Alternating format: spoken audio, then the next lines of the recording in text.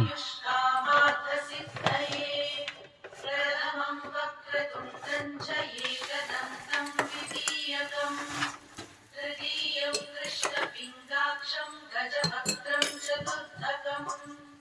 लम्बोदरं पञ्चमं च षष्ठं विकटमेव च सप्तमं विघ्नराजं च धूम्रवर्णं तथाष्टकम् नवमं बालचन्द्रं च दशमं तु विनायकम् एकादशं गणपतिं द्वादशं तु गजाननम्